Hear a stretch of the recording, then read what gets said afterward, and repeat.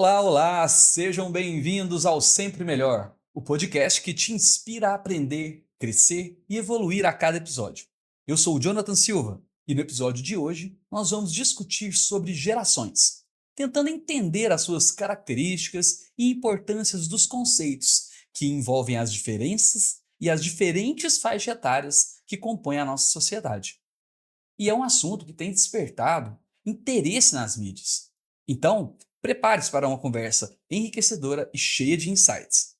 E para dissecarmos esse assunto, eu estou aqui com o Fernando Carvalho, que é formado em Psicologia na Universidade do Estado de Minas Gerais, atuante na área de Gestão de Pessoas e Recursos Humanos no setor industrial, interessado na área de História, Geografia e Antropologia, e vem dividir conosco suas percepções do desenvolvimento geracional através do seu convívio e a experiência profissional como líder de equipe e formador de processos organizacionais. Seja bem-vindo, Fernando.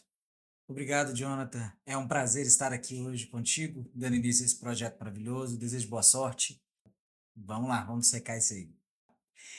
Fernando, uma das primeiras dúvidas que o pessoal costuma ter é a seguinte: como que a gente consegue definir uma geração? Então, é um conceito. Vou tentar definir de forma bastante sucinta. Uma geração é um grupo de pessoas que vai dividir uma mesma época, num mesmo ambiente, com comportamentos sociais e tribais, seriam tribais de grupos parecidos. Então, numa faixa aí de 20 anos. Por exemplo, quem nasceu de 80 até 1999 seria um grupo geracional. É, E essa definição, ela tem uma forma mais eh, direta, didática, assim, ser mais ampla? Você falaria assim, seria isso, ou não? Só de uma forma mais ampla mesmo? Ou senão fica muito específico? Senão a gente vai passar a definir características de grupo muito específicas. Então, você perde pela generalização. Aliás, as gerações são generalizações de grupos. Então, você tem vários grupos sociais, você tem vários lugares no mundo, ou você tem vários lugares no país com vários grupos que formam uma geração em si. A definição mais correta é um grupo de pessoas que dividem um espaço-tempo em comum, uma faixa de 20 anos, por exemplo, na nossa contagem cronológica. E como que elas são separadas? Geralmente por eventos históricos marcantes, como guerras ou mudanças tecnológicas, mudanças de comportamentos e hábitos sociais, tudo junto ou às vezes um desses itens. E quem foi a pessoa, ou teve alguém assim que definiu os nomes? Cada época vai ter alguém que tinha alguma influência no grupo, naquele grupo social e, por exemplo, escritores. A primeira geração é definida por uma escritora na Europa, que eu esqueci o nome dela no momento, mas que é chamada de geração perdida. Essa escritora definiu assim, que é a geração que vai crescer durante a Primeira Guerra Mundial. E tem a ver também o Millennials com o ano 2000, com algo assim? Tem a ver, você pode chamar de geração Y ou geração Millennium. Millennium está mais na moda. Mas existem sim gerações que são nomeadas por características de tecnologia ou de contagem cronológica do tempo, né? Com uma numeração. Exatamente pelo que você tinha dito agora, né? Falando sobre questão de guerras, então o tempo também pode ser um marcador para elas, né? Sim, sim. A gente não define só gerações por fatos históricos importantes. Mudanças de era, eh, de, de, de períodos históricos a serem estudados, geralmente são marcados por guerras, grandes mudanças sociais, mudanças de liderança, mudanças de sistema econômico. É verdade, o sistema econômico tem grande peso, né? Sim, sim. Geralmente, quando iniciam-se desenvolvimento de novas tecnologias e elas são jogadas no mercado, elas tendem a mudar os hábitos e os comportamentos da sociedade, e isso provoca uma mudança no grupo. E aí a gente pode marcar, às vezes, a mudança de uma era ou a mudança de uma geração. Existem até pesquisadores que falam que essa definição de geração é para quem é de classe média alta para cima, né? Porque para baixo não tem como fazer essa distinção. É, sim. O Luiz Felipe Pondé é um dos estudiosos e filósofos que eles geralmente tendem a usar marcadores de geração para uma classe econômica mais favorecida, porque essa classe tenderia a pensar, ter mais tempo para poder pensar sobre a existência delas, ao invés de se preocupar em suprir necessidades básicas. O cara tá pensando em sobreviver, né? Ele não tá pensando em como todo mundo tá agindo, exatamente não, né? Não está pensando em passar um ano na Europa por conta de alguém para ver o sentido da vida, né? Tirar um sabático antes da carreira pronta. Para depois ir pensar o que vai fazer da vida, né? Porque às vezes pode até desistir de tudo e mudar totalmente. Justamente. Agora, vamos tentar focar mais em duas gerações, que são as que estão mais em debate, né, atualmente, que são os ditos millennials e a geração Z. Os millennials, eles são frequentemente descritos como uma geração em transição de era digital. O que que isso significa na prática? Então, a geração milênio é a geração que é comparada à geração X, que teve resultados de acúmulo de bens e de capital ou de carreira, resultados bons em carreira. Bons quando eu digo assim, um acúmulo de funções, a pessoa acabou passando historicamente de uma função júnior até uma função sênior, teve algumas experiências profissionais mais marcantes.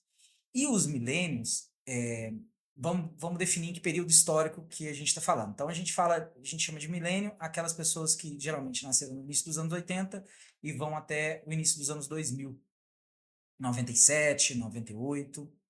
Essas pessoas, elas tiveram contato com um mundo completamente analógico, ou seja, tinha televisão em casa, rádio, você tinha telefone que não era celular, era telefone fio, né? Era uma vida com um contato social muito mais próximo. E essa geração viu a crescente, como a gente pode dizer, a crescente mudança das comunicações a nível tecnológico, a proximidade que novas tecnologias como a internet, né, celular, trouxe mais comodidade, trouxe mais interação na vida das pessoas, facilitou vários trabalhos, facilitou o controle, né, de funções, de atividades profissionais, o controle familiar, entendeu? A distribuição de notícias. Então, é uma geração que teve contato com o mundo pré-conectado digitalmente, que tinha que fazer um esforço muito maior para que as informações corressem, para que tivesse encontros entre as pessoas. Não era um mundo globalizado, né? Justamente, você tinha o início de uma globalização de capital, né, de movimentação financeira, mas você não tinha tanto contato com a opinião dos outros. Você não tinha um convívio no mundo desenhado digitalmente. E depois ela aprendeu, cresceu, aprendendo a mexer com essas ferramentas, computador, celular, equipamentos eletrônicos nas unidades de trabalho e dentro das profissões. Isso facilitou, mas também trouxe um contingente muito grande de opiniões, de imagens, de modos de vida. Então, são atravessamentos que aumentaram as possibilidades de expectativa dessa geração. Essa geração passou a achar que, justamente porque tinham ferramentas que facilitavam a vida e que podiam se conectar entre elas e facilitar a conexão entre as pessoas, elas poderiam também aumentar as possibilidades de ganho, melhor carreira, ou ascender na carreira mais fácil, construir mais rapidamente patrimônio.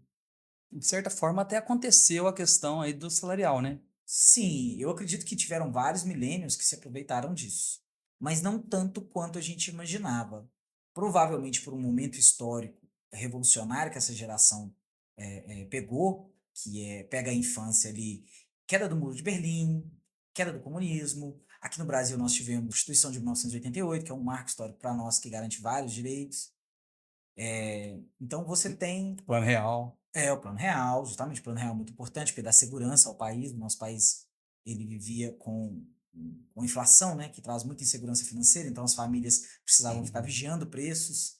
Essa geração ela pega esse otimismo, né, de a possibilidade de crescimento, desenvolvimento econômico, desenvolvimento cultural, garantia de direitos sociais, ou seja, melhor segurança, melhor qualidade de vida, melhor saúde pública. principalmente no nosso país, onde você teve um crescimento das, do legislativo e do judiciário tentando fechar essas regras de política social para que a gente tirasse uma bolha enorme de pobreza que foi criada ao longo dos quase 500 anos aí de Brasil que se vai ter no final da década de 80, né? E aí você tem a questão da geração Z, que é uma geração que vai nascer já dentro deste mundo digital. A partir da fase de desenvolvimento da linguagem dessa geração, ali 4, 5 anos, 6 anos, eles já têm contato com o celular, com o computador dentro de casa. Então, eles já tinham facilidade de envio de mensagens, de pesquisa por conhecimento. Isso é muito importante, conhecimento está na mão. Então, de certa forma, os millennials tiveram que conquistar as coisas, né? Porque mesmo estando em transição, ainda tiveram que conquistar muita coisa, né? Perante esse mundo globalizado, né? Eu acho que é essa a pegadinha. Parecia que estava tudo na mão, que seria muito fácil, e nunca é fácil. Entendeu? O otimismo, a expectativa pelo otimismo em vários períodos históricos, ele é registrado por vários filósofos, historiadores das épocas, né? E talvez por a gente ter tido essa facilidade de ter o conhecimento à mão e várias ferramentas que facilitavam a vida das pessoas, essa interconexão, as pessoas imaginaram que seria diferente. Para você que quer saber um pouco de história, estude as principais revoluções do mundo, que você vai entender que geralmente elas não dão certo. Você teve. Uma revolução ela se cumpre quando ela quebra um paradigma social e político. Então, ela dá certo em relação a mudar um cenário político, mas geralmente essas mudanças não se perpetuam. A As revolução. ideologias não permanecem da Revolução, é isso? Não, não. Revolução Francesa, por exemplo, que tinha os ideais de liberdade, igualdade e fraternidade, e então teria que se basear numa democracia, acabou findando-se numa ditadura de Napoleão e, posteriormente, o retorno da monarquia francesa. Então, apesar de eles terem ido lá, quebrado Paris inteira, e Versalhes, tirado o rei, decapitado o rei, e mudado o sistema político, durante um determinado período de tempo, no final retornou para a monarquia, porque era o que a classe dominante queria. Entendeu? Então, passado esse furor da necessidade de mudança, a gente tende a voltar a um sistema que era previamente seguro. Então, não é uma questão só de otimismo, né, ou de pessimismo, é uma questão mesmo de necessidade. A gente tende a necessitar por segurança. No caso da geração Z, ela está muito mais segura em termos de tecnologia e de estrutura de vida, garantidos por várias revoluções e guerras e constituições ao longo do mundo que foram sendo criadas para garantir direitos sociais. Agora, voltando um pouco nos millennials. Por eles terem tido essa ilusão, né, que conseguiriam tudo mais fácil do que realmente foi e ainda está sendo, isso trouxe muitos impactos, né, para essa geração. Frustrações, impactos até mesmo em relacionamentos.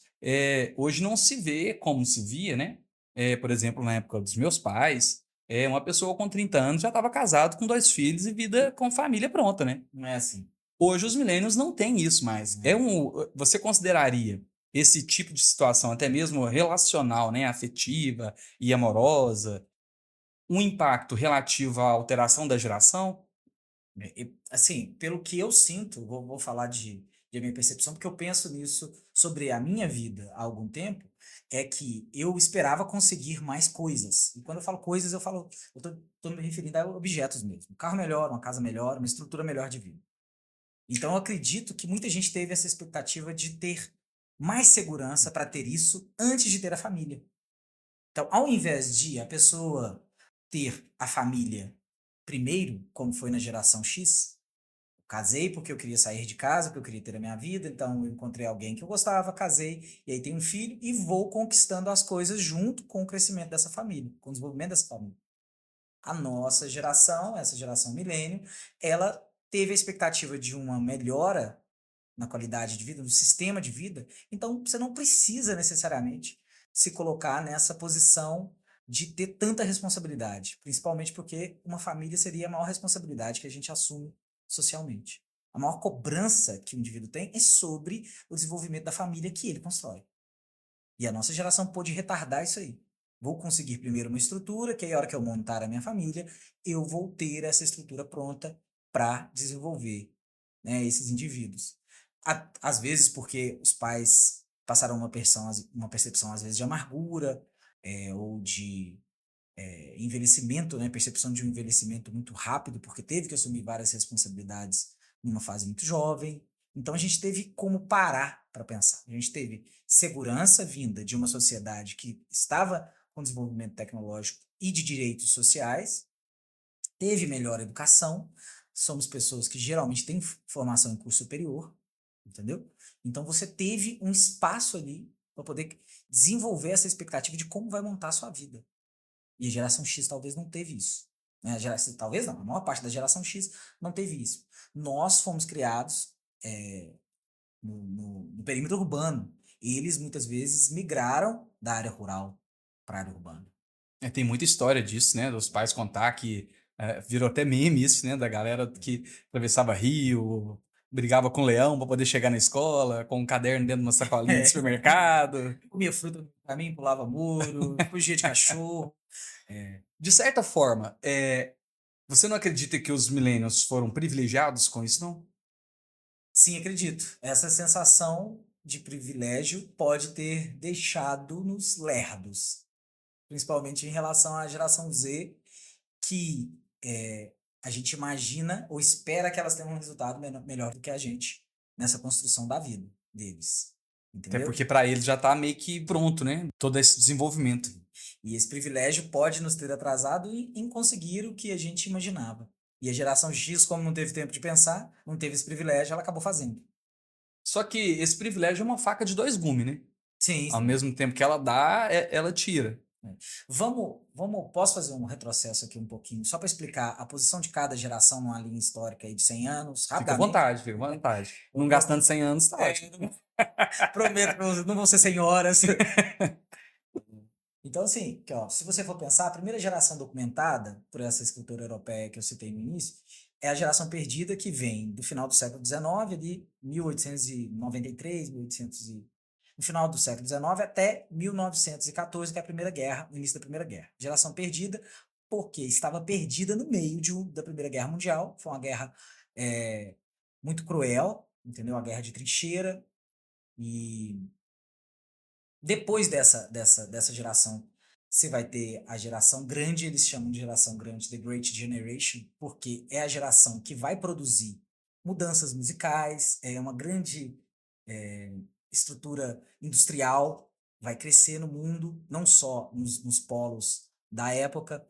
Você vai ter novos artistas, novos estilos musicais. Isso pós-Segunda Guerra? Pós-Primeira Guerra Mundial. Após a Primeira ainda. Isso. Aí você vai ter ali de 1914 até 1937, 1945. Depois de 45, os filhos a geração grandiosa, ela vai lutar na Segunda Guerra Mundial, vão morrer muitos, e aí você vai ter a construção dos baby boomers, né? Que após a guerra, um período de expectativa otimista tomou conta do mundo, então todo mundo vai fazer filho. Houve também um desenvolvimento de estrutura tecnológica para as famílias muito grande. Máquina de lavar, fogão, televisão, geladeira, carros, entendeu? Então as famílias tinham uma estrutura para ter mais segurança e mais conforto. Logo, eles fizeram muitos filhos. Esses são os baby boomers. Os baby boomers são os filhos de quem participou da guerra, da Segunda Guerra Mundial. E essa geração de 45 até o início dos anos 60, após dos anos 60, 70 até o início dos 80, você vai ter a geração X, que é a geração neta de quem participou da guerra, que é a geração que vai construir patrimônio imobiliário. Por quê? Porque os baby boomers, que são os filhos da geração de quem participou da guerra, eles vão abrir caminho no mundo, construindo e aumentando as cidades, saindo da área rural para a área urbana, entendeu? E começando a dar estrutura e conforto, segurança para que as famílias crescessem. A geração X, né? Ela vai sair desse contexto rural e urbano e vai começar a comprar imóveis. Ela vai começar a desenvolver gosto por acúmulo de patrimônio, entendeu? O que diferencia os baby boomers, que é a geração pós-guerra, da geração X, que é a geração que já não viu guerra mais, que não tem ainda, não teve um contato direto com o trauma da guerra? Os baby boomers são aqueles avós que contavam as histórias da dificuldade que eles tiveram para poder sair, migrar, né, de um país para outro, entendeu? De enfrentar dificuldades, enfrentar preconceito, entendeu? Que eles tiveram que engolir tudo na raça. Esses avós que falavam, na minha época não tinha isso, a gente não pensava nisso, a gente não tinha. Pela opressão, né? Justamente, eles não tinham como pensar. A necessidade de sobreviver era maior, entendeu? Neste período tiveram mais guerras nos seus próprios países, né? Internas, né? Você vai Guerras civis, né? Você vai ter convívio, vai ter conflito. Eu ia falar convívio dessas pessoas com alguns conflitos na Ásia. Você vai ter guerra do Vietnã, você vai ter guerras no Oriente Médio, mas são guerras mais localizadas em que, para nós aqui no Ocidente, não vão definir essas mudanças geracionais. Então, é importante que a gente entenda que nós estamos sob uma perspectiva ocidental, desse desenvolvimento de conforto e segurança e tecnologia ocidental. No Oriente Médio, eles tiveram vários conflitos. A criação de Israel pós-Segunda Guerra provocou vários conflitos ali no Oriente Médio. Entendeu? Então, você teve Guerra do Vietnã, você vai ter a descolonização de colônias francesas e inglesas na Ásia, né, na região do Vietnã, Laos, parte da China, entendeu? Então, assim, não tem como a gente misturar a perspectiva nossa com a deles. Nós vamos ver aqui a nossa perspectiva de desenvolvimento social dentro do contexto ocidental. Vamos ficar do lado de cá do globo. Então, de certa forma, as gerações estão em patamares diferentes, em lugares diferentes do mundo. Ah, sim, com certeza. A China, o resultado do que a China é hoje, demonstra isso claramente, que eles não estão sofrendo uma crise como a Europa está agora, para decidir que tipo de tampinha é mais ecologicamente viável de colocar numa garrafa. Não que ecologia não seja importante, cuidado com o meio ambiente não seja importante, mas a questão é que a Europa em crise, entendeu? Financeira, industrial, crise de imigrante, os caras preocupados com tampinha, entendeu? A Europa não desenvolve nada, isso aí tem 20 anos que a Europa não desenvolve nada. Saiu agora o Ozempic lá da Dinamarca. Aí, tipo assim, das 10 maiores empresas no mundo hoje, 9 são americanas e uma é a da Arábia Saudita. E isso, então, seria o impacto das gerações em cada lugar. Sim, com certeza. Tanto que os Estados Unidos, eles conseguiram continuar desenvolvendo tecnologia e garantir um Estado de direito. Não, mas aí a gente vai entrar num assunto muito amplo. A gente vai... Já vão 100 anos. Ser 100 anos ou 100 horas, né? O importante é a gente entender que existem comportamentos que eles atravessam continentes, entendeu? E culturas e religiões. E aí eles vão ser similares nesses lugares através das gerações. A gente está dividindo com as Américas, com os Estados Unidos, com o México, com os entornos aqui, Argentina, Colômbia e os outros, e parte da Europa, esse conjunto de características que deformam um grupo social, então a gente vai definir como geração. Mas existem circunstâncias específicas que vão também definir comportamentos diferentes em cada lugar, com certeza. Entendeu?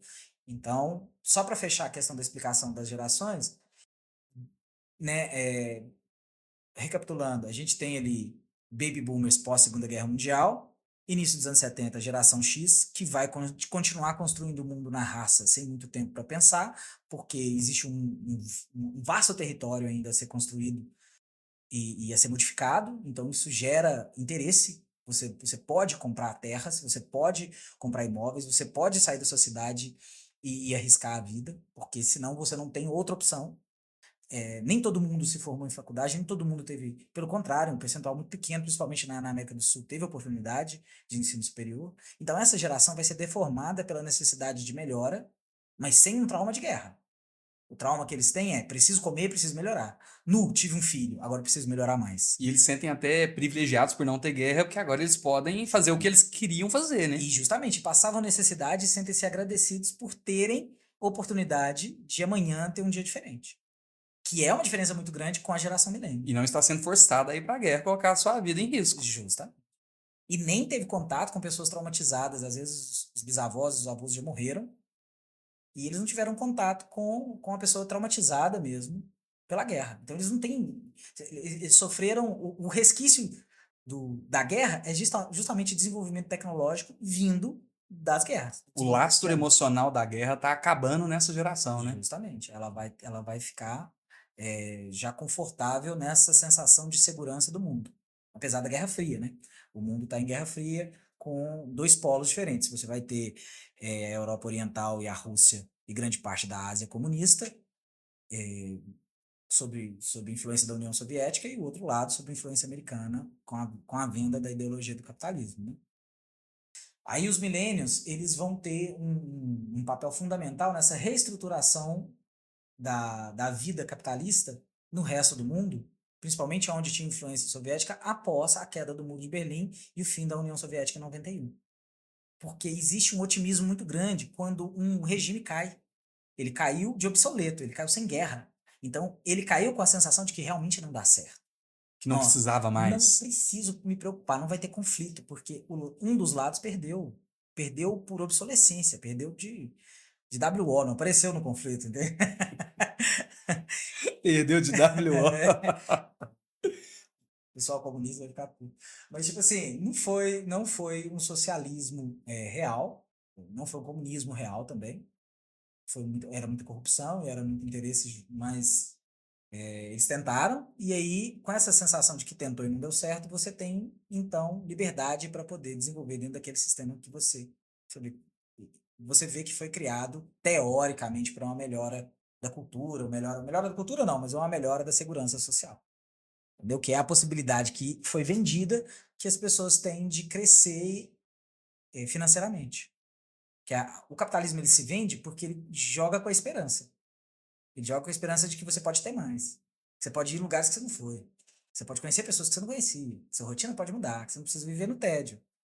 Entendeu? E que, se depender de você, você pode ir aonde você quiser. Pode tudo, tu voa. Né? Pássaro sem asa. Tu voa. Então, essa é a ilusão do capitalismo. Mas, então, a geração milênio, em várias partes do bloco ocidental, ela vai ficar iludida com esse desenvolvimento tecnológico e vai achar que vai ser fácil. E vai achar que vai ser tranquilo, não é só me formar na faculdade. Só que eles esqueceram que assim que todo mundo se formou na faculdade, todo mundo estava formado na faculdade. Então não tinha diferença mais entre os que estavam, entende? Com muita gente no mercado de trabalho na mesma graduação, obviamente o preço daquela mão de obra vai diminuir. Então se você não for diferente, ou não fizer algo diferente, completamente fora da caixinha, você não vai ser ninguém de renome para poder ganhar mais. Ou se você não esforçar demais e virar um escravo de uma organização, você também não vai aparecer para subir de cargo.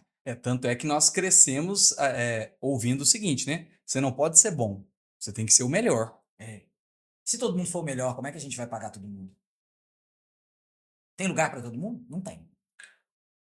Não tem lugar para todo mundo. Que ilusão é essa? Tem lugar para todo mundo? Não tem, ainda não tem. A gente ainda não criou um sistema que tem lugar para todo mundo. A gente depende de diferentes classes sociais para que exista essa complexa rede, entendeu? De funções e atividades profissionais que formam a indústria no geral. Quando eu falo indústria, eu falo serviço, eu estou falando de produção de tecnologia e produção intelectual. Dentro de uma faculdade, você tem hierarquias, pessoas ganhando de forma diferente. Apesar das oportunidades, né, pelo que eu entendi então da sua fala, é como se a geração millennium tivesse ficado meio perdida sem saber o que fazer depois que fez o que precisava. E aí passou o tempo, todo mundo passou dos 30, não tem família, não tem casa e não está ganhando o suficiente. Porque pegou todas as alterações, né? Tanto Sim. tecnológica quanto sociais, as revoluções, os movimentos, né, aí, que começaram a aparecer. Então, essa geração millennium viu tudo desde o início. Sim. Então, por isso a frustração, que às vezes, eu poderia ter feito mais, Fiquei e não vendo. fiz, e fiquei vendo, né? Eu acredito muito nesse fiquei vendo. Era tudo tão bonito de ver a transformação tecnológica que parecia que que o tempo não estava passando para nós. Que a gente não quer envelhecer, né? Justamente, uma síndromezinha de Peter Pan, com certeza. E possivelmente isso deixa A galera que passou dos 30 muito ansiosa. Então, fazer diagnósticos, então, de TDAH já adulto, né, que é complicadíssimo de fazer, mas tem gente já fazendo, assim, falando que tem TDAH, ou dislexia, ou transtorno obsessivo-compulsivo, ansiedade e depressão, podem ser características dessa geração que simplesmente teve uma quebra de expectativa tardia. Que ao invés disso acontecer lá na adolescência, olha, a vida não é fácil. Não trabalha não para tu ver. Que foi o que aconteceu com as gerações anteriores. Não se move não. Não se esforça não. Para tu ver. Não vai ter nada. E eu acredito que essa quebra de expectativa infantil para a fase adulta aconteceu em sua maior parte com essa geração muito tardiamente. E aí você já começa a ter problemas de saúde, algumas lesões, às vezes ortopédicas. Não consegue agachar direito. Entendeu? E aí você viu que você não construiu tudo que você imaginava. Às vezes ganha bem, mas não tem um patrimônio que eu imaginava. Às vezes não tem uma família, às vezes ainda não viajou para fora, ou se viajou para fora, às vezes não resolveu ter viajado para fora do país. Eu tenho uma impressão que é a geração que mais tem descontrole, principalmente financeiro. Porque eu conheço várias pessoas que não ganham mal, ganham relativamente bem, mas não tem nada. Ah, sim, aí você tem vários fatores junto, que eu acredito que também atinge a geração Z, que às vezes você tem jovens que já ganham bem, na faixa dos 20 anos, que seria a geração G, 20, 25, e também não conseguem guardar dinheiro. Lógico, tem a questão do imediatismo, né? De quem é jovem, de querer aquilo que pensa na hora que pensa. Mas o custo de vida se elevou. Você tem muito mais produtos para te distrair, muito mais coisas que você acha que você precisa. Porque o capitalismo, ele funciona, ele precisa funcionar inventando demanda, inventando o que você quer. Formas de você gastar. Justamente, porque assim você cresce a economia. É assim que se cresce. Tem mais pessoas no mundo, mais pessoas precisando trabalhar, mais capital no mundo, mais capital precisando ser investido, mais indústrias, mais ofertas de produtos que você não precisa, serviços que você talvez não precise. Então você aumenta o custo de vida. Se você aumenta o custo de vida, as pessoas têm menos possibilidade de acumular capital para poder acumular patrimônio, para poder investir numa previdência privada, em lotes, em loteamentos, em fazenda ou qualquer outra coisa que antes era considerado como segurança financeira. Entendeu? De certa forma ainda é, né? Só que o pessoal não tem Sim. essa noção. Sim, sim, sim. Mas hoje, por exemplo, você tem muito mais informação para poder investir e deixar seu dinheiro todo acessível. Você não precisa comprar nenhum patrimônio e você pode criar uma segurança financeira sem ter um patrimônio físico, né? Você pode ter dinheiro investido em vários lugares do mundo. Não quer dizer que, que a gente faça, mas a possibilidade existe. E quem soube aproveitar justamente a mudança de comportamento financeiro para poder criar novos negócios, essas pessoas, tanto da geração Z quanto do Millennium, foram os que se destacaram. Ou seja, eles saíram do roteiro. O roteiro não era mais estudar e simplesmente ter um diploma, que logo você teria um emprego bom. E estava resolvida a vida, né? E mesmo se você tivesse esse emprego bom, não quer dizer que seu dinheiro ia dar para juntar esse patrimônio, para ter essa segurança. Porque você tem mais coisa para gastar, mais viagem para fazer, mais experiência para comprar. Entendeu? Então, o catch do capitalismo, né, a pegadinha, ela tá aí. Em como você vai continuar acumulando capital, continuar investindo nesse capital, continuar essa crescente econômica, inflacionando pouco a moeda, fazendo com que as pessoas tenham consciência financeira para poder ter segurança e ainda conseguir desenvolver socialmente camadas da população que talvez não tenham acesso a estruturas básicas, como saúde, saneamento e tal. Então, não só, né, por esse desenvolvimento de novas ofertas de produtos, você também vai ter um aumento do custo de vida, porque os governos passaram a gastar mais. Como essa virada, né, dessa geração, a X para milênio, ela é cheia de fins de conflitos no mundo e um fortalecimento de repúblicas, democracias em vários lugares, e, inclusive de direitos, novas leis sendo aprovadas, a democracia em vários lugares amadurecendo. Aqui no Brasil até hoje não amadureceu, mas assim, se você for pensar, a nossa Constituição de 88, ela garante N direitos que o país não tinha como pagar na época. Entende? Garante segurança pública, garante direito à saúde pública de qualidade. Mas o país estava quebrado. Você vai garantir um direito sem como pagar? Tinha Entende? 3 postos de saúde na cidade, não tinha como É, abrir mais postos. a moeda inflacionada, a reserva, as divisas do país esvaziadas. Não tinha como, entende? Então, é, acaba que os regimes republicanos e democratas, republicano que eu falo, não dentro do conceito inicial da palavra, igual o Partido Republicano americano, né, que a república é aquela garantia de você ter vários estados, né, várias províncias, vários grupos sociais unidos para formar um país, mas no sentido republicano de você ter garantias legais que aquele país funcione, ter garantias jurídicas. Então você escreve uma papelada falando que as pessoas vão ter direito a N coisas, sendo que não tem como pagar. E fizeram isso em várias partes do mundo. Hoje a França vive uma crise econômica e uma crise política por causa disso. De tantos direitos, existe uma dificuldade da população entender que ela tem que produzir. Então os jovens pensam que eles têm direito a tanta coisa que eles não têm que produzir tanto. Se eu já tenho, para que eu vou me esforçar? Faz sentido. Os americanos passaram por isso mesmo, estão passando por essa mesma situação. O Brasil também, mesmo sem ter desenvolvido ainda o que precisava, o Brasil, a galera tá achando que tem que ter direito a muita coisa e a gente nem desenvolveu industrialmente. Pelo contrário, nosso parque industrial diminuiu nos últimos 30 anos. Esta era uma das minhas próximas perguntas a ser feita mesmo. Porque vários estudiosos dizem que essas alterações das gerações, como você também citou no início, uma grande parte delas, né, vem por causa da mudança da sociedade. E essa mudança se dá por diversos fatores, como, por exemplo, a Constituição de 1998. Gera um grande impacto e uma alteração em como aquela sociedade está vivendo, né? Sim, sim, sim. Então, com essa alteração de sociedade, seja lá qual o motivo, né, que fez essa alteração ocorrer, mudam os valores? Essa é uma pergunta boa, viu? E põe a gente para pensar pra caramba. Não tem uma resposta pronta, não. Falei muito até agora, mas essa, pesadinho. Porque é um tema de discussão pelos filósofos ao longo do tempo e principalmente hoje em dia. Muito do que eu usei como argumento aqui vem desse filósofo, Luiz Felipe Pondé, que não é nada otimista em relação a isso. Mas o que eu percebi em relação aos valores, por exemplo, no meu convívio com o desenvolvimento de time, de equipe, é que quando você mistura gerações, esses valores eles se atravessam e a gente tende a achar um meio termo. Então, vamos lá, pegamos uma Constituição, descrevemos vários direitos sociais que têm que ser garantidos pelo sistema político, e então você dá voz. Você dá voz a necessidades de, às vezes, de minorias, e às vezes de maiorias que eram percebidas como minorias. Então você começa uma discussão social sobre aquilo ali. Ah, tá garantido, mas não tem em determinado lugar.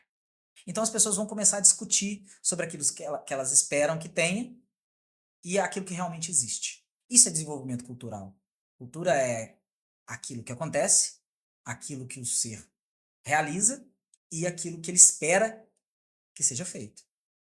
Entendeu? Então, existem esses 3 tempos aí, juntos para unir a cultura.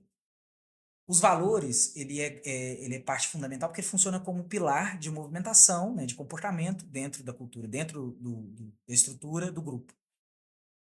Quando esses valores começam a ser discutidos, você tende a criar novos valores. Então, a gente pode citar vários exemplos na história, mas os Estados Unidos, por exemplo, eles tinham, dentro da Constituição de alguns estados deles, garantias legais que negros não poderiam participar de determinados espaços. Deveriam ficar, por exemplo, no fundo do ônibus, não na frente. Não poderiam entrar em bares ou comércios que determinavam que negros não poderiam entrar. Isso, sim, era racismo, só que era garantido dentro da Constituição daquele estado, dentro do sistema de lei daquele estado. Era legal ser Era assim. legal ser assim, né? Então, era um valor daquele lugar. Exatamente. Era um conjunto de valores que descriminalizavam um grupo e estavam escritos numa Constituição. Isso assim, é tão morrendo quanto a escravidão. Entende? Porque você simplesmente deslocou a discriminação para uma representação política que continuasse funcionando como foi a escravidão. Entendeu? Então, de certa forma, há uma alteração de valores, mesmo que não seja, às vezes, abrupta, né? Uhum. Mas algumas coisas vão se alterando à medida que as gerações vão se alterando. E faz sentido pensar dessa forma também, né? Sim, Porque se está ocorrendo alteração no meio social, as pessoas, quer dizer que elas estão começando a pensar diferente, né? isso. Geralmente, uma Constituição, a lei, ela é simplesmente a previsão de, de eventos, né, que já foram percebidos naquele grupo. Então, como eles já foram percebidos e são repetidos, é descrito um padrão de resposta àquele evento, caso ele aconteça, né? Aquele evento que é tratado como se fosse algo errado, né? Uma- algo não aceito pelo grupo. E aí, quando você tem a Constituição de 88 no Brasil, depois você vai ter governo Collor. Essa Constituição, ela dá tanta esperança que a gente vai eleger um presidente jovem, que era considerado bonito, super carismático, que provavelmente tinha perfil muito mais de apresentador de programa de televisão do que de presidente, que vai fazer uma lambança sensacional. Era um playboyzão. Tem um documentário sobre ele que é incrível, no Spotify também. Então, as pessoas passam a discutir como viver, muda ali, né? Porque se eu tenho garantias de direito com mais segurança, mais saúde, eu resolvo vários medos, entendeu? Eu resolvo expectativas de, de, de, de coisas ruins que podem vir a acontecer se eu não tivesse aquele direito garantido. Então, sim, há uma mudança nessa discussão de valores, com certeza. Entre essas gerações, quais delas conseguiram passar o seu legado de valor de uma para outra? Ou seja, qual dessas gerações ainda carrega os valores da anterior? Então, existe uma teoria que a cada 4 gerações, elas tendem a repetir comportamento. Então, a gente vai ver isso aí. Por quê? Primeiro a gente começou a categorizar gerações em pouco tempo, porque não era um tema preocupante. Psicologia é uma área nova. Filosofia é a mãe de todos os pensares, mas a psicologia em si é uma área nova, e a forma com que a gente trabalha essa categoria de percepção dos grupos geracionais, ela também é nova. Como eu disse, ela começou no final do século XIX, e aí nós vamos ter a geração perdida, a grandiosa, os baby boomers X, Y, o milênio, vai ter Z e depois alfa. Então temos 7. Ainda não chegamos no segundo ciclo, Já né? estamos entrando na época da alfa? Alfa é o pessoal criado, está sendo criado pela geração Z, né?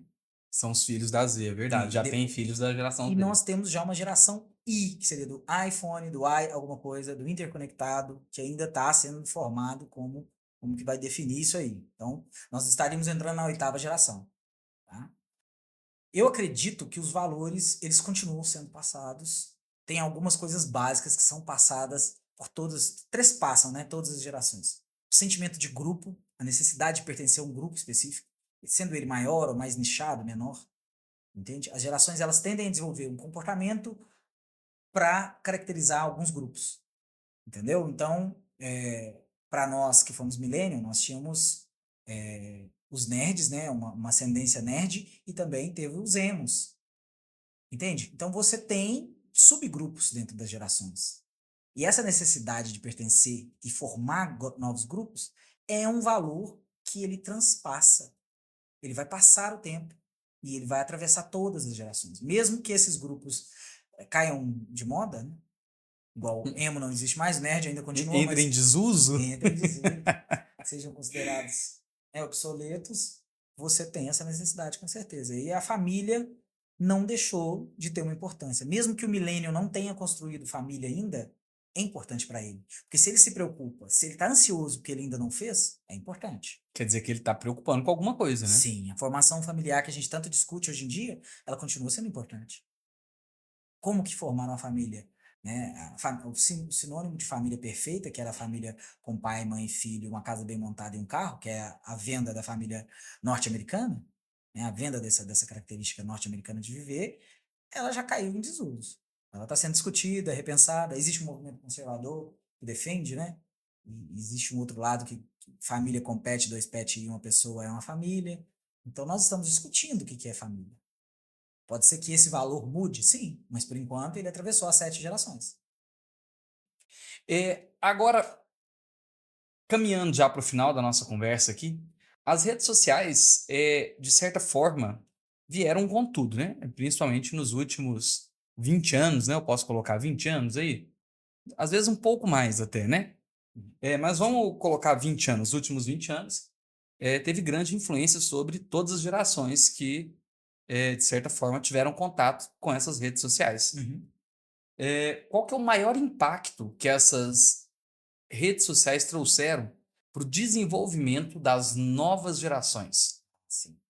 Bom, primeiro aceleramento, a aceleração das trocas de, de geração. Se antes uma geração poderia durar 30 anos, 20 anos, né, aquele período considerado por uma geração, hoje às vezes 10 anos. Aliás, eu acho que nós vamos trocar mais cedo dessa vez.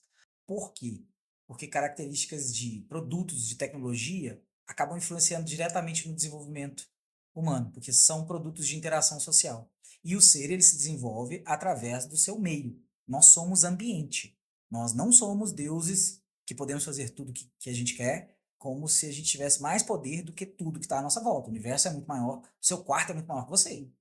Então, a sua família te molda, seu trabalho te molda, sua rua te molda, o clima te molda. Então, você é um conjunto de traumas, como se fosse um diamante. Já, se você quer pensar numa coisa bonita no meio dessa, dessa enxurrada Essa turbulência, essa né? enxurrada de realidade, é que você é um diamante, então, lapidado aí pela sua experiência no meio. E se você tem uma facilidade em ter experiências, mesmo que digitalmente, você acelera o desenvolvimento, porque nós vamos nos desenvolver através de experiência. Então, o impacto das redes sociais vem através da tecnologia grudada nas crianças e nessas gerações, tanto na milênio, na X, você vai aproximando essas várias gerações num ambiente digital onde todo mundo discute tudo, sem muita propriedade, sem lei, sem noção do que está fazendo. Isso acelera, entende? É como se deixasse, pulasse etapas do desenvolvimento humano, de percepção, de às vezes de cola mesmo, de significado, de desenvolvimento cognitivo no cérebro. Assim, fora que as mídias sociais, as tecnologias de mídia, elas dão muito poder a um setor do capitalismo que é o marketing. Então, o marketing é mercado, mercadolando, mercando, sei lá. Não tem uma tradução direta no português, mas é como se você estivesse criando um novo mercado. E a função do marketing é vender. É criar um novo mercado para colocar um novo produto e fazer você consumir mais. Ou seja, o próprio conceito de gerações foram alguns publicitários que moldaram e separaram. É muito importante para a publicidade e para o marketing separar essas gerações para entender os públicos, segmentar para poder desenvolver produtos específicos para esses públicos. Porque eu ficava pensando comigo, quando que foi que dancinha, né, na internet virou profissão? Foi É, uma coisa que eu fiquei muito assim, né, na época que teve o boom, principalmente por algumas plataformas. é. E agora explica bem, né? A sua explicação aí vem dando uma clareada nessa pergunta, né? Que eu acredito que aflige a muitos isso. Eu acredito que justamente por estar dentro das mídias e todo mundo, a gente não para às vezes para pensar por que que eu tô ali, por que que eu tô vendo aquilo, entendeu? E aí, se você vê que tem muita gente agora interagindo, né? Porque produção de conteúdo ela tá em alta, é o mercado em alta de serviço no mundo hoje é a produção de conteúdo. O mercado de serviço explodiu. Você pode pensar em serviço como entregador, mas o mercado de desenvolvimento de conteúdo midiático, ele é um mercado de serviço. E ele entrega muito dinheiro. Essas plataformas investem muito, tem muita gente investindo em cima delas. Não é de graça, é para ter sua atenção e para colocar você lá dentro trabalhando para eles. E quanto mais cedo essas crianças entrarem, melhor. Você vai ter um desenvolvimento de novas ideias, novos produtos ali dentro. A pessoa vai deixar de viver a infância dela para produzir um novo serviço, um novo produto dentro da plataforma. É uma forma de escravidão, assim, sensacional. A ideia é genial de maquiavélica, é cruel ao extremo. E qual que seria o impacto psicológico disso, o maior impacto psicológico disso? Seria mais negativo ou mais positivo? Então, pela quantidade de diagnóstico de depressão e ansiedade, eu vou chutar que é mais negativo. Porque como eu não trabalho na área de diagnóstico, não trabalho diretamente em consultório com terapia, o que eu vejo são sintomas dentro da equipe, de gerações, pessoal que está ali na sua faixa de 20, 25 anos, não saber receber uma ordem, não saber receber, às vezes, como que eu posso dizer? Às vezes receber uma interação, né? da chefia com mais pressão, com mais força, entende? E ficar mais acuado. Sim, essa moda de usar moletom, né? Um sol de 35 graus, o filho de uma boa mãe tá lá com o moletom, né? Dentro daquele casulo dele de linhas. Então, O chefe xinga, ele tá querendo o colo da mãe. exatamente. Aí vai com a mãe para entrevista de emprego, entendeu? Então, assim, existe um impacto muito grande no comportamento em relação ao que seria segurança, né? A sensação de segurança e principalmente da recepção da estrutura social como ela funciona. Porque, na realidade, a estrutura social ainda está cheia de hierarquias. Mesmo que você seja um influencer muito famoso, se você ainda trabalha numa empresa, você tem uma hierarquia, né? Porque você é famosinho, você tem que ser tratado diferente. E se, mesmo que você saia dessa empresa e continue famosinho, vão ter lugares que você vai ter que entrar e obedecer regras e normas. E tem se perdido, entendeu? Essa noção de organização hierárquica e social. Isso seria uma alteração de valores, talvez, né? Sim, com certeza. Essa é uma alteração de valores perigosa. É caos. A gente não sabe lidar com caos. Nós não fomos feitos para isso. Nós somos seres que organizamos, categorizamos, nos juntamos e construímos. Onde está a causa disso aí? Aí você se sente o último biscoito passatempo do universo, a estrelinha do seu grupo de amigos, e vai chegar no seu trabalho ou na sua família e não vai obedecer ninguém. E você que viveu agora. E é você que está certo, né? Quando a pessoa é assim, é a pessoa que está certa, né? Sabe? Viveu 10 minutos no mundo e já sabe de tudo. Já sou o grande ancião, né? Desse universo. E ai de quem vir falar contra mim. Exato. Diante de todo esse nosso diálogo, você conseguiria sintetizar e dar para nós um resumão aí, ou até mesmo um conselho para essa nova geração? É isso, hein? Conselho bom é aquele conselho vendido, né? Como eu não estou no consultório, eu vou, eu vou fazer um resumão para nós. Vamos fazer o seguinte: vamos pensar nas gerações como grupos de pessoas que dividem eventos específicos dentro de um espaço de tempo cronológico num mesmo ambiente. Pode ser um país como ambiente, pode ser uma situação, circunstância muito maior, como uma guerra, né, onde várias pessoas de vários países participaram do mesmo evento. E, a partir disso, pensar que o estudo dessa categoria de gerações não nos define por completo. Como eu disse, escritores, publicitários, filósofos e pensadores da ciência humana é que desenvolveram os termos. Então, são pessoas envolvidas num conceito, uma circunstância específica que denominaram. A gente não pode trazer essa sensação dessa categoria que foi criada para organizar mentalmente essas diferenças de comportamento entre as gerações, né, entre as pessoas de idades diferentes, como se fosse signos do zodíaco, entende? Às vezes as pessoas preferem escapar para uma característica lida esotericamente, como um signo do zodíaco, do que pensar sobre ela mesma naquele meio ambiente, respondendo a estímulos específicos dentro daquela família. Vamos pensar em nós, no nosso meio, dentro da nossa realidade. Não é só uma questão de não se comparar. O ser humano se compara todo tempo. Isso é inevitável. Não se compare com ninguém. Essa frase é imbecil, porque nosso cérebro ele associa por comparação e é assim que a gente desenvolve inteligência. Vamos pensar, tentar pensar, né, nas nossas características, dentro do nosso meio, e não simplesmente transformar essas categorias de gerações em justificativas do nosso comportamento, principalmente quando ele nos incomoda. Então, Fernando, muito obrigado pela sua participação. Foi uma conversa realmente muito esclarecedora. E deixa para nós suas redes sociais para que o pessoal possa te seguir lá, caso você queira, né? Não sei se você produz os conteúdos lá ou não. Sim, eu agradeço também a oportunidade, foi muito bom o papo. E eu espero ter causado mais dúvida do que solução para a galera continuar pesquisando e não levando só uma voz, né, na cabeça. A gente tem que estar sempre colocando conhecimento em xeque. Meu Instagram é Fernando Carvalho, com 3 Os no final.